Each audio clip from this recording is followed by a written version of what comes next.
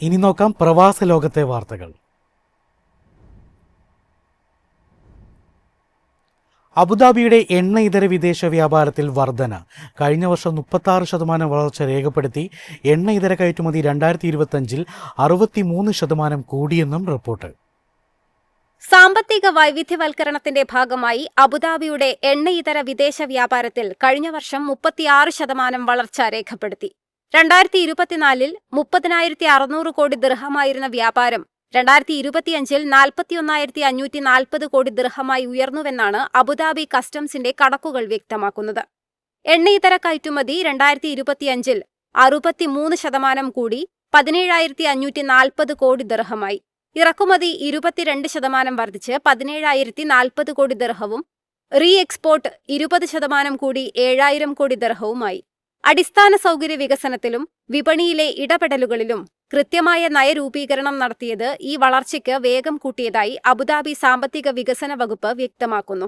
ആഗോള സാമ്പത്തിക പങ്കാളിത്തം വിപുലീകരിക്കുന്നതും ലോജിസ്റ്റിക്സ് ശേഷി കൂട്ടുന്നതും വ്യാപാര മേഖലയ്ക്ക് പുതിയ ഊർജം നൽകുന്നുണ്ട്. സുതാര്യമായ വ്യാപാര ഇടപാടുകളും വിതരണ ശൃംഖലയിലെ കാര്യക്ഷമതയും രാജ്യത്തിന്റെ സാമ്പത്തിക ഭദ്രത ഉറപ്പാക്കാൻ സഹായിക്കും. News desk, MyFin TV.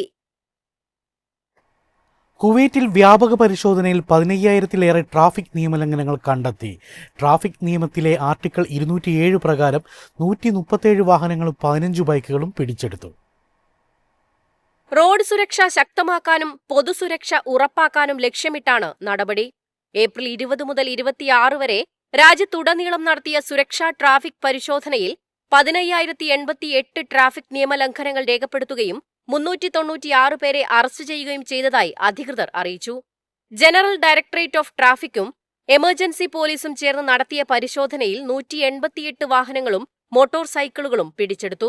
Traffic നിയമത്തിലെ ആർട്ടിക്കിൾ 207 പ്രകാരം 137 വാഹനങ്ങളും 15 ബൈക്കുകളുമാണ് പിടിച്ചെടുത്തത്. പരിശോധനയിൽ 2,375 ട്രാഫിക് കേസുകളും 205 പേർക്ക് പരിക്കേറ്റ അപകടങ്ങളും കാലാവധി കഴിഞ്ഞ റെസിഡൻസിയുള്ള 63 പേരും തിരിച്ചറിയൽ രേഖകളില്ലാത്ത 6 പേരും മദ്യലഹരിയിലുണ്ടായിരുന്ന ഒരാളും ഉൾപ്പെടെ നിരവധി പേരെ അറസ്റ്റ് ചെയ്തു. കൂടാതെ വിവിധ കേസുകളിൽ വാറന്റുള്ള 122 പേരെയും നിയമപ്രശ്നങ്ങളുള്ള 26 വാഹനങ്ങളെയും പിടികൂടി. എമർജൻസി പോലീസ് 146 കുറ്റകൃത്യ കേസുകളിലുള്ളവരെയും 45 റെസിഡൻസി കാലാവധി കഴിഞ്ഞവരെയും 14 തിരിച്ചറിയൽ രേഖകളില്ലാത്തവരെയും അറസ്റ്റ് ചെയ്തു. News desk, MyFin TV. കള്ളപ്പണം വെളുപ്പിക്കൽ, തീവ്രവാദ ധനസഹായം എന്നിവ തടയുന്നതിനായി നിരീക്ഷണ സംവിധാനങ്ങൾ കൂടുതൽ കർക്കശമാക്കാൻ UAE സാമ്പത്തിക കുറ്റകൃത്യങ്ങളെക്കുറിച്ച് അന്വേഷിക്കുന്നതിനും അനധികൃത സ്വത്തുക്കൾ കണ്ടുകെട്ടുന്നതിനും കൃത്യമായ നടപടിക്രമങ്ങൾ അടങ്ങിയ national guide on financial intelligence committee അംഗീകരിച്ചു. നാഷണൽ കമ്മിറ്റി ഫോർ ആന്റി മണി ലോണ്ടറിംഗിന്റെ യോഗത്തിലാണ് പുതിയ തീരുമാനം. വെർച്വൽ അസറ്റുകളെ ഈ അന്വേഷണ പരിധിയിൽ ഉൾപ്പെടുത്താനും അവയുമായി ബന്ധപ്പെട്ട ആസ്തികൾ തിരിച്ചുപിടിക്കാനുമുള്ള സംവിധാനം ക്രമീകരിക്കും. സാമ്പത്തിക സ്ഥാപനങ്ങൾ, വെർച്വൽ അസറ്റ് സേവനദാതാക്കൾ, NGOകൾ എന്നിവയിലെ അപകട സാധ്യതകൾ വിലയിരുത്തുന്ന പുതിയ റിപ്പോർട്ടുകൾ കമ്മിറ്റി അംഗീകരിച്ചു.